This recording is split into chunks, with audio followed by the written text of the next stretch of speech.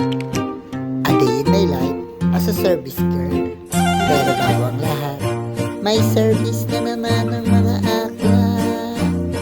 So ayun na nga, walking trip lang ng ating kaibigan. Paladance ang ating sister. So, fast forward po tayo. Andito na tayo ngayon sa Windward Hills Subdivision. Sorry po, nauutal ako. Hindi po talaga tayo gaano makapag voice over kasi hindi talaga tayo marunong. Trying hard lang po tayo. Ito na nga po, binabaybay na natin ng Windward para marating ang bahay ng ating client. Nang sa gayon ay makapag-start na tayo mag-reband. Malapit lang po pala ang location ni client mula sa aming bahay kaya mabilis lang po namin narating. So ayan na nga po, narating na natin ang bahay. Yung mga aso galit na galit kay Akla. Sabi kalaban, charot, keme. Ito na nga po ang previous hair ni Madam. Kulot siya at may reband siya 6 months ago. Gusto niya po ipa-reband ulit and then ipa-touch up color. Change color niya po ang kanyang hair. Ang napili po ni Madam na color is copper blonde. Then simulan na po natin ang application ng reband number 1. Nag-a-apply po tayo ng reband cream sa kanyang regrowth part dahil yun po ang virgin hair na kinky hair. Hindi po talaga natin sinasabay ang treated hair. Nang sa gayon makaiwas tayo sa damage. Ang inuuna po natin talaga is virgin hair. So ayan na Akla, applyan mo. Sige, applyan mo ng applyan. Sanay ka naman dyan.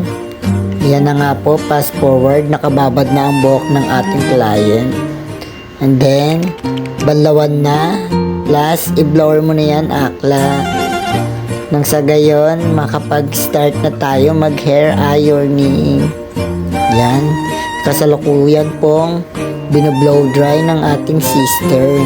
After blower yan, nakita niyo po, may pagbabago naman sa kanyang buhok na wala na ang palaking kanyang buhok. Magpo-proceed naman po tayo sa malupitang hair ironing. Sige, hagurin mo Akla. Hagurin ng hagurin para maging maganda, healthy ang hair ni Madam. Yan na nga po, ang bilis na Akla magplancha. Nakarating na agad kami sa taas.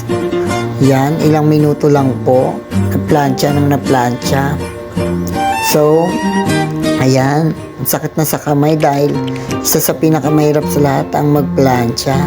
After ironing ng reband number 1, ito na po ang kinalabasan ng buhok ng ating client. So far, napakaganda as you can see. Next naman po natin is application ng hair color. Yan po, na-apply na po natin ang hair color. Ang buhok niya ang ating client. Para makuha natin, ma-achieve natin ang color inspo ng ating client. Ayan, sige Akla. Applyan mo ng applyan hanggang sa applyan lahat ng strand. Fast forward po tayo. Ayan na po, na-applyan ng hair ni Madam. Babad lang po, syempre nagutom ang mga Akla. Chibog mga Akla. Thank you Madam sa pasabog na pakain. Akla, chibog lang ng chibog. After lumapang, syempre maghugas ng plato. Keme, nagbanlaw na po kami ng hair ni Madam. Yan po, after banlaw, in-apply na po natin ng botox ang kanyang buhok. Naka-wet application po siya sa botox, kaya hindi napansin na binlow dry.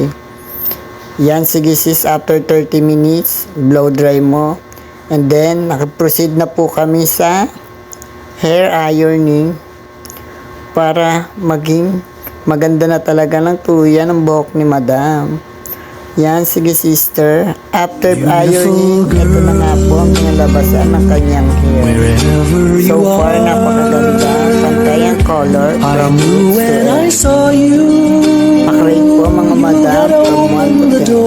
Nagustuhan nyo ang aking creation. Yan po, napakaganda. Shiny. At cover ng cover lang. So Bye! Hoy, akla, saan ka papunta? Naliligaw ka na naman ata. Hoy, akla.